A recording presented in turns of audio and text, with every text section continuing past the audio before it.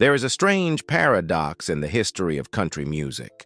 A man with 10 number-one hits, millions of records sold, widely regarded as a guardian of traditional country soul. Yet he chose to disappear without ever failing. His name is Ricky Van Shelton. No major scandal, no public collapse, no carefully staged farewell. Just one day, while Nashville was still playing his name on the radio, Ricky quietly stepped out of the spotlight, as if he understood something the rest of the world had not yet realized. Success does not always mean safety. The public remembers him for a deep, clean, classic baritone, a voice that made people believe country music could remain pure in a changing era. But behind that steady sound was a man constantly forcing himself to stand upright under invisible pressures, the expectation to repeat himself, to remain at the peak, to become a symbol longer than any ordinary person could endure. This story doesn't just ask how Ricky Van Shelton became successful. It asks a harder question. What happens when someone reaches the top too early and realizes he no longer wants to pay the price? Because what the public once saw was never the whole man. Ricky Van Shelton was born in 1952 in Danville, Virginia, a small southern town where working-class hardship and traditional culture were woven together as tightly as breath itself.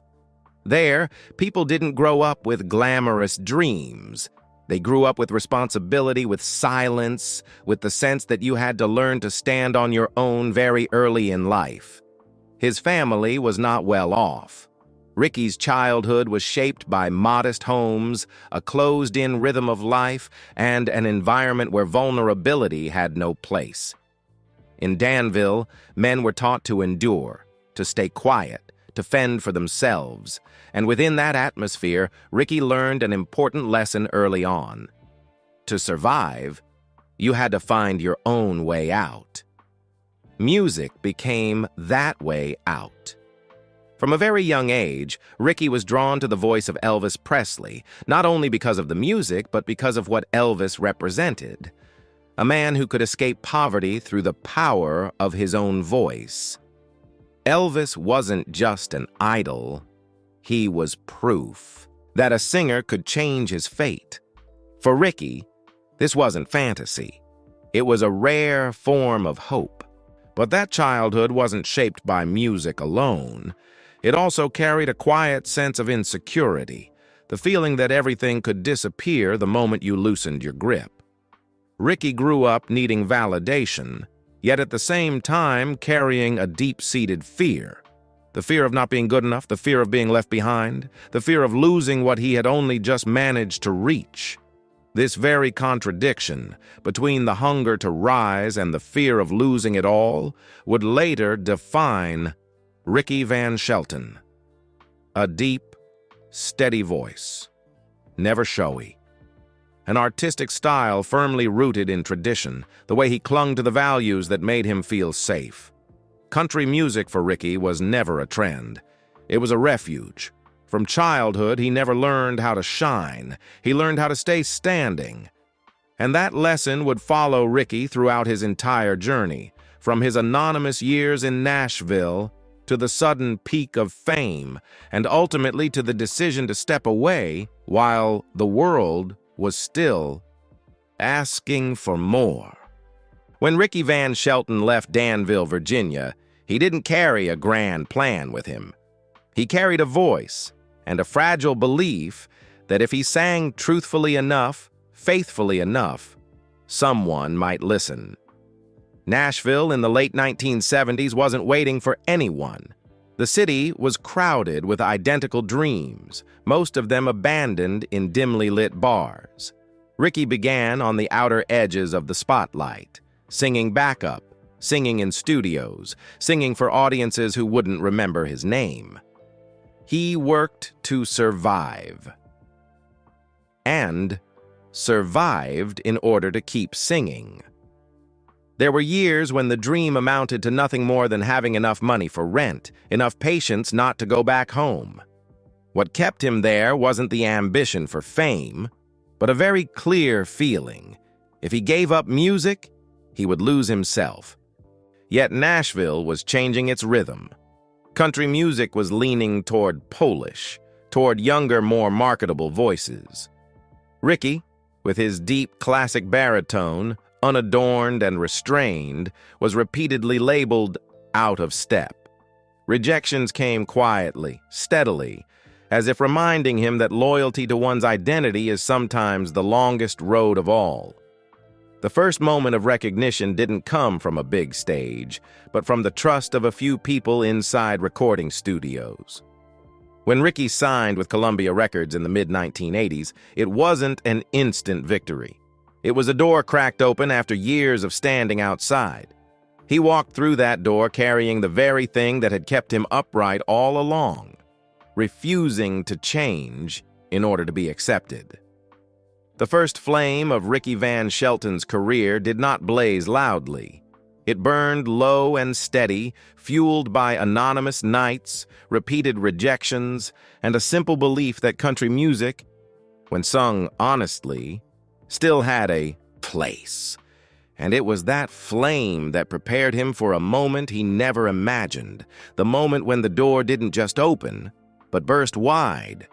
And then, after years standing on the outskirts of Nashville, after nights singing for people who barely remembered his name, after rejections delivered simply because he was out of step, what Ricky Van Shelton had only ever dared to keep to himself happened faster than he could have imagined. There was no long runway, no time to brace himself for what was about to change. Just a moment when the door he had patiently knocked on for years didn't merely open, it burst wide. In 1987, the album Wild-Eyed Dream was released, and almost immediately, Ricky Van Shelton moved straight from the fringes of Nashville into the very center of the spotlight. Not through a carefully manufactured image, not by redefining country music, but through the very thing he had protected throughout his anonymous years, a deep, steady voice that never needed to show off. Radio began calling his name relentlessly. Somebody lied. Life turned her that way. I'll leave this world loving you. Those classically rooted country songs climbed to #1 on the Billboard Hot Country Songs chart.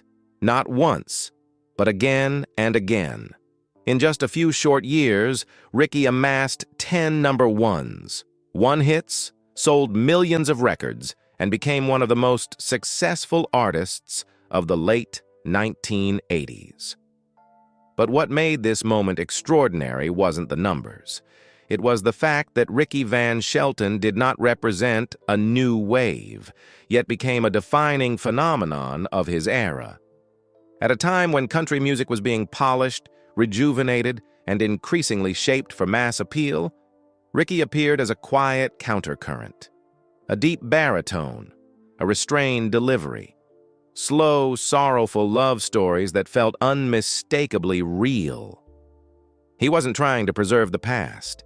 He made the past breathe again, precisely when audiences needed it most. That resonance wasn't luck. It was the result of years of refusing to compromise. Ricky Van Shelton came to embody a version of country music many believed had already been lost. Music that didn't need noise to be heard, didn't need disruption to be remembered. He stood at the peak through sheer consistency, and that consistency became both his greatest strength and the seed of mounting pressure. Because when success is built on preserving identity, expectations grow harsher. Each subsequent album didn't just have to be good, it had to prove that Ricky was still Ricky, that the voice was still right for the times, that he could remain at the center without changing. On the outside, this was the most radiant chapter of his career. On the inside, Ricky began to feel a quiet question slowly taking shape. If I keep going, what will I have to give up?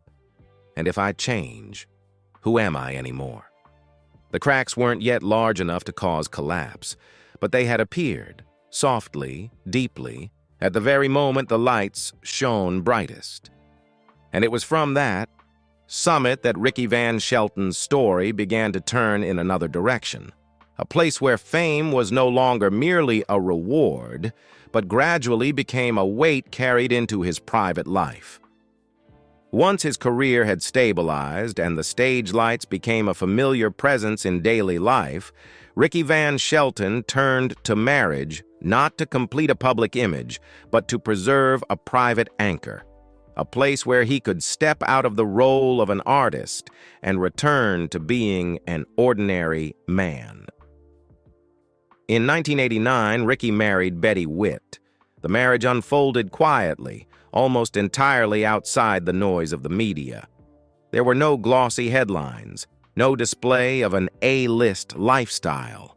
They chose a subdued rhythm, trying to build stability within a reality where Ricky's work was never still.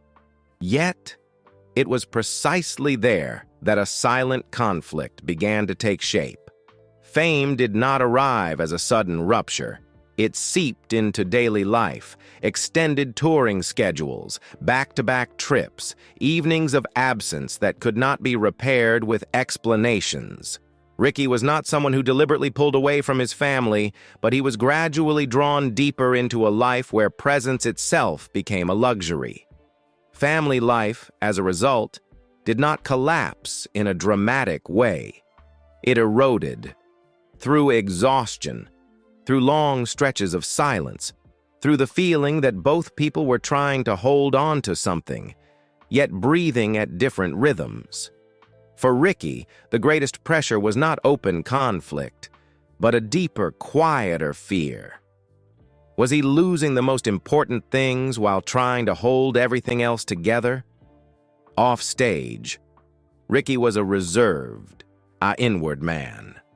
He did not seek release through parties or display. Instead, he carried his work home in silence. And over time, that silence made the private space feel heavier. The family, once imagined as a refuge, gradually became the clearest mirror reflecting the cost of fame. What matters is that Ricky never turned his personal life into a narrative tool. He did not explain. He did not justify. He did not use marriage to deepen his artistic persona. That privacy was not avoidance but conviction. He believed personal life was a boundary that needed protection, even as he himself struggled within it. It was from within the family space, where there were no lights, no audience, that Ricky began to feel more clearly the accumulated exhaustion inside him. Not a single visible tragedy, but a gradual loss of connection with the person beside him, with the rhythm of ordinary life, and with himself. And when a man who grew up in insecurity begins to feel that he is losing the ability to truly stay within his private life, it is no longer just a story about marriage. It is an early signal of a psychological storm, quietly forming without noise, yet powerful enough to unsettle everything behind the lights. The storm in Ricky Van Shelton's life did not arrive as a visible collapse that everyone could point to.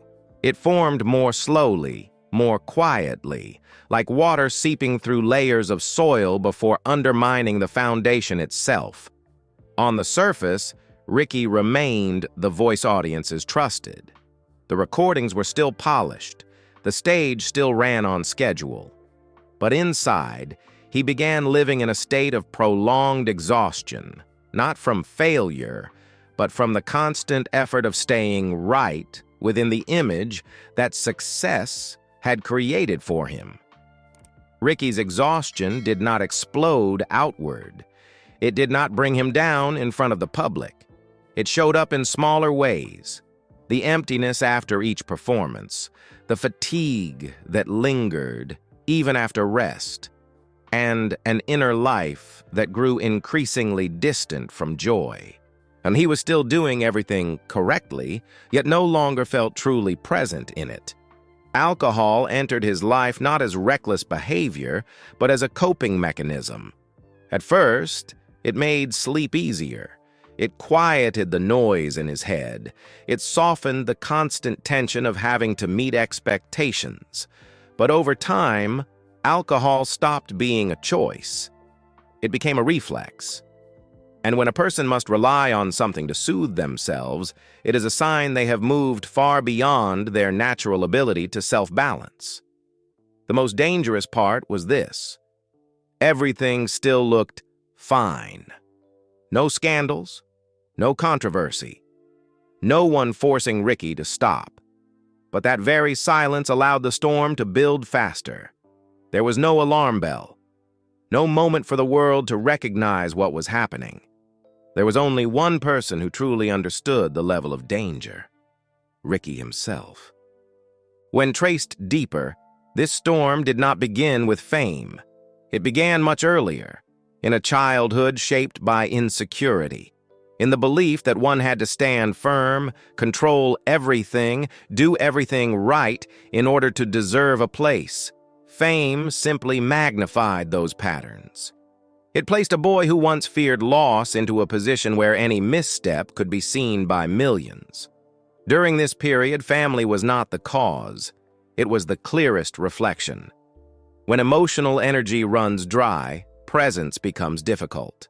When feelings are numbed, connection grows fragile. No major conflict is required. Live long enough in a state of being there but not truly present, and every relationship begins to tighten in silence. Ricky Van Shelton's storm, therefore, had no thunder, and it was a quiet loop. The more he feared losing, the harder he tried to hold on. The more exhausted he became, the more he needed something to shut everything down. And eventually, even a man accustomed to endurance must face an unavoidable truth. If he continued, he would not only risk losing his career, he could lose himself. It was at that point that the quiet storm reached its peak, not through a single incident, but through a cold, unmistakable realization. Not every road to success can be walked forever. And from that realization, a decision began to take shape, silent, but irreversible. The greatest paradox in Ricky Van Shelton's story is this: his collapse came without an explosion. There was no scandal shaking the headlines, no disastrous performance, no controversy for the public to name. If there was a turning point, it was one only a single person could see clearly: Ricky himself. From the outside, everything still looked fine. Radio was still playing his songs. The numbers hadn't yet begun to fall. But inside, Ricky had reached a line he could no longer pretend not to see. His body no longer obeyed. His emotions could no longer keep pace with the life he was living. And the very things that had once fueled him, the stage, the studio, the applause, began to feel like sources of exhaustion. Some artists only realize they're about to lose everything after it has already fallen apart. Ricky was different. He saw it just before that moment arrived. The decision to step away didn't come through a press conference. It came through quiet mornings, when Ricky understood that if he continued, he would have to trade away things no peak could ever compensate for: his health, his inner life, and the ability to live as an ordinary human being. For him, this was not a career question. It was a question of survival. By the late 1990s, Ricky began to change his rhythm of life. He appeared less, spoke less. The album Fried Green Tomatoes, 1998, arrived not as a carefully staged farewell, but as a silent full stop. No grand tour, no retirement announcement, just a deliberate withdrawal, unfolding slowly enough that those not paying close attention could believe he was merely taking a break. But for Ricky, the decision was final. He didn't leave because of failure. He left because he feared losing what mattered most. If he stayed, at that time, Nashville still had room for him. But Ricky understood that the city never stands still, waiting for someone who needs to slow down. And for the first time in many years, he chose not to run with the collective rhythm anymore. Not out of resentment, not out of bitterness, but out of a clear-eyed realization. He had already come this far, and didn't need to go any farther to prove anything. Ricky Van Shelton's disappearance didn't resemble a fall. It resembled a man stepping down before the bridge ahead collapsed. A decision no one applauded, but also one no one else could make for him. And after that decision, the question was no longer, how will Ricky Van Shelton return? It became something else entirely. How would he live once the lights were off, and no longer shielding him from anything at all? After the decision to step away, what came to Ricky Van Shelton was not immediate relief. The lights went out, but their echo remained in his body, like a lingering hum, unseen yet impossible to ignore. The first days away from the stage carried an emptiness that was hard to name. When the performance schedule vanished, time suddenly felt excessive. When the applause was gone, the question returned again and again. Who am I if my name is no longer called every night? For someone who had lived for years inside a relentless rhythm, silence was not a reward. It was a trial. Ricky was forced to confront, head-on, the things that work had long shielded him from. Accumulated exhaustion, habits formed under pressure, and psychological scars that had never been given the chance to be properly named. With no stage left to perform on, suppressed emotions surfaced more clearly. Healing, in this phase, had nothing romantic about it. It was a long sequence of groping in the dark. Trying, failing, standing back up and trying again. Life without the spotlight also required Ricky to reorganize himself.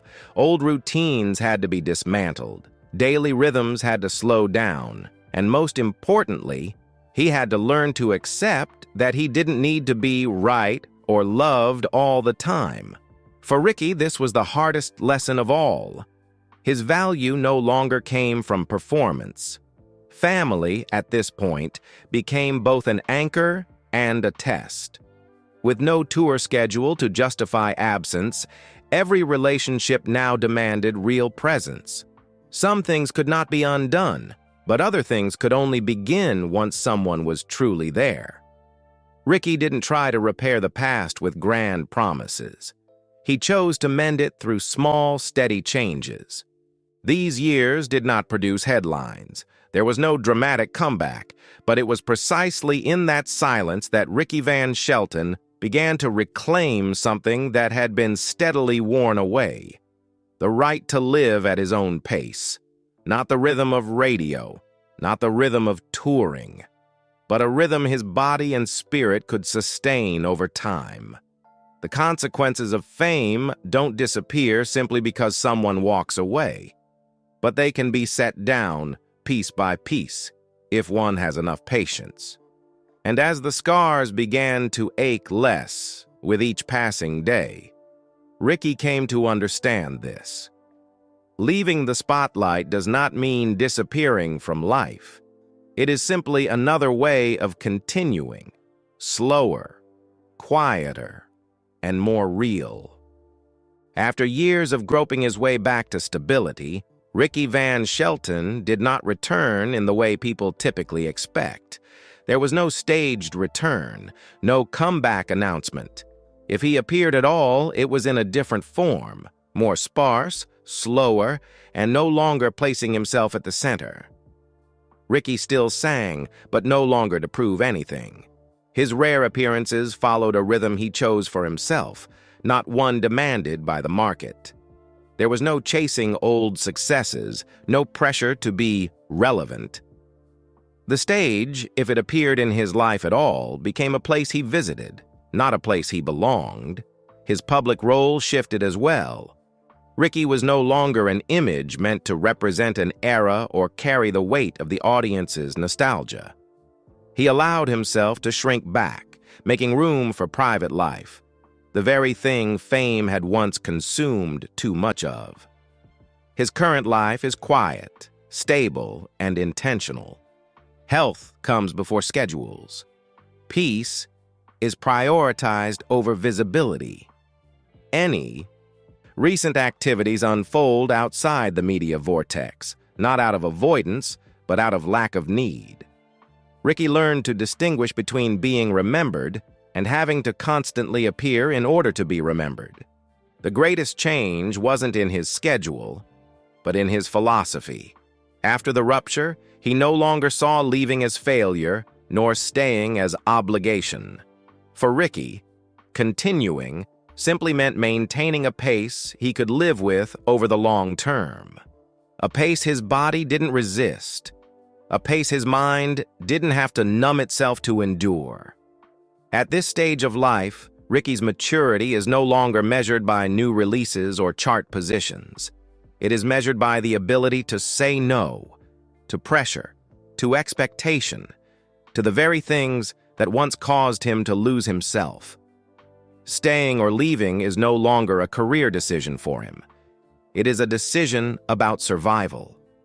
And within that intentional quiet, Ricky Van Shelton reveals a kind of continuation that is rarely spoken about, continuing to live without needing the spotlight to validate it. When looking back on Ricky Van Shelton's journey, what remains is not the noise of a bygone era, but a quiet standard, one that is still invoked whenever people speak of traditional country music. In terms of achievements, Ricky went remarkably far in a relatively short span of time. 10 number-one hits, millions of records sold, awards and recognition from the industry, all more than enough to secure a firm place in country music history. But if the story ended with numbers alone, it would still be incomplete. Because Ricky is not remembered as someone who simply won big, but as an artist who preserved his identity while winning. His cultural influence lies elsewhere, in the way he proved that country music does not need to reshape itself to survive. At a time when Nashville was chasing trends, Ricky stood his ground with a deep baritone, a restrained vocal style, and stories that didn't rely on spectacle. He showed that tradition could still reach the masses if entrusted to someone who was honest with himself. For later generations of artists, that legacy serves more as guidance than pressure. Ricky Van Shelton became proof that not everyone has to extend a career at all costs. Not everyone needs to remain at the center to have value. Sometimes knowing when to stop is also a way of protecting a legacy. Protecting the music from being worn thin. Protecting an image from being repeated into exhaustion. Ricky's greatest legacy, therefore, lies not in what he accumulated, but in what he refused to trade away. He did not allow fame to fully define who he was. He did not let the glow of success force him to continue when his body and spirit were already speaking up. In an industry that habitually glorifies constant presence, Ricky left behind a rare lesson in wholeness. And perhaps because he stepped away while he was still remembered, Ricky Van Shelton remains in another way. Not as a name blurred by nostalgia, but as a voice that stays intact.